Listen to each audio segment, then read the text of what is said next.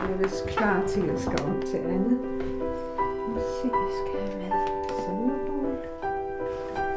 Og det der blad, som det skulle hun også have. Og det byder jeg med. Og så skal jeg huske min kalender, så vi kan aftale til næste gang. Ja, det var vist det. Det var vist ikke noget af det. Da jeg blev alene for 5 år siden, der havde jeg jo passet min mand igennem 3 år, da han var syg. Og så var det faktisk et ønske om at komme til at være noget for andre mennesker. Og der tænkte jeg, det må være det, jeg skal i gang med. Så gik det lidt tid, før vi kom egentlig i gang med besøgstjenesten. Og så viste det sig, at Anne, som jeg besøger, ville meget gerne have en besøgsven. Så jeg tog om og besøgte Anne. Og det var da en rigtig dejlig oplevelse at komme ind til hende. Hun havde sådan ventet på, at der skulle komme nogen.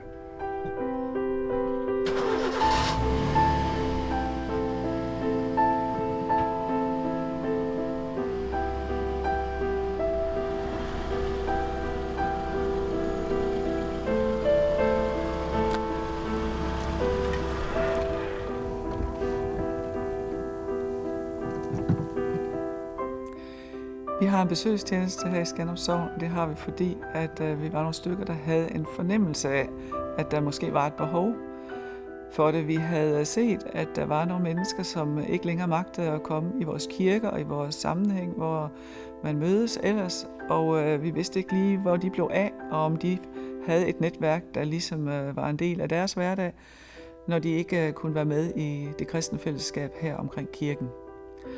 Og så spurgte vi, om menighedsrådet ville være med til at starte en besøgstjeneste, og det fik vi ja til. Og vi startede en styregruppe på 4 personer.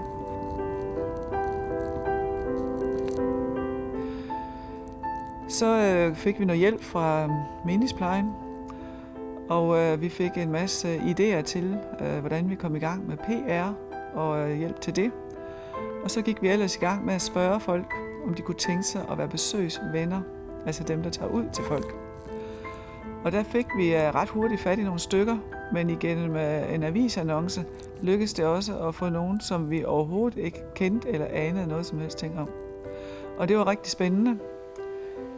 Der kom også nogle henvendelser via annonceringen omkring besøgsværter, nogen der gerne ville have besøg. Men nogle af dem var vi også ude at spørge, fordi vi tænkte, at de måske sad alene og havde svært ved at komme og spørge. Og på den måde så fik vi etableret 7 mats, altså 7 besøg, i løbet af de første 3/4 år.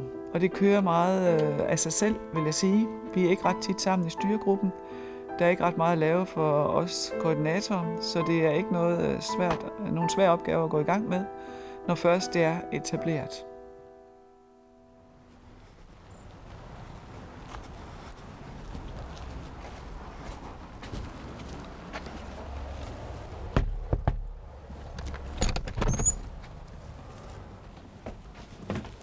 Hej, det er mig.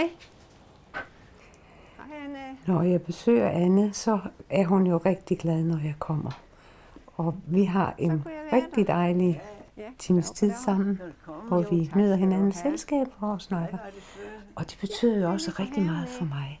Det gør mig glad indvendigt, at jeg får lov at være noget for et andet menneske.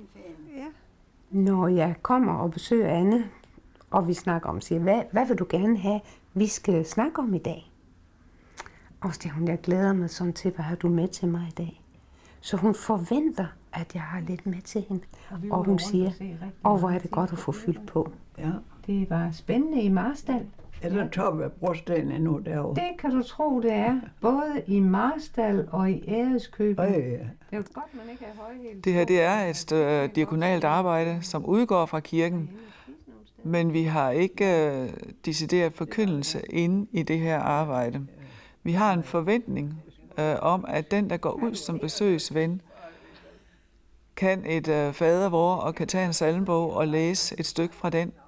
Hvis den, der er besøgsven, ikke synes, man kan imødekomme et åndeligt behov, har man lov til at henvise til den koordinator, der er i sognet, og sige, det her, det har jeg brug for, at der er en anden, der tager.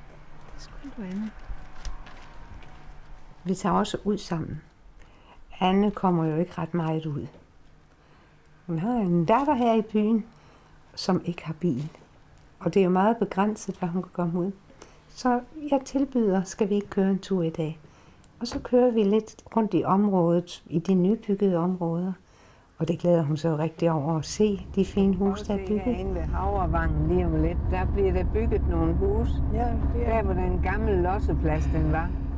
Altså jeg mener, at kirken har et ansvar ind i vores samfund, og at kirken ikke bare kan lade samfundet påtage sig alt socialt arbejde, men at vi som kirke og som menighed må gå ud og vise, at vi er her, og at kirken er andet end bare et sted, man skal komme til, men altså også et sted, nogen, der går ud og kommer til folk der, hvor de er. Jeg tror, det var mig. Det var din fod, jeg Det snakkede var med. min fod. Ja. Jeg tror, at kirken på den her måde vil opleve sig som en levende kirke på en helt anden måde, end hvis man kun holder gudstjeneste om søndagen og beder folk om at komme der. At man oplever sig som kirke mere levende, mere igangsættende, også for frivillige arbejde. At der er flere, der bliver aktive i kirkens arbejde og føler, at de kan gøre en forskel. Og at den har en næstekærlighedsbud, som skal leves ud. Ikke bare ved det, vi siger, men ved det, vi gør. Det er lige meget, hvad for en sten du lægger den ved.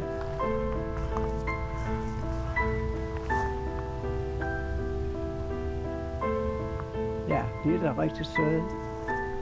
Du siger, det er lige meget, hvad sten jeg lægger den ved. Hvem er det, du har liggende der? Men forældre, Det er dine forældre. Prøv at se. Og de er så fine. Prøv at se. ja, Men der ligger ikke så mange, jeg tror. Ja, men det går jeg sådan en i lommen. Skal du have sådan en i lommen? Ja, Det er godt for gigt.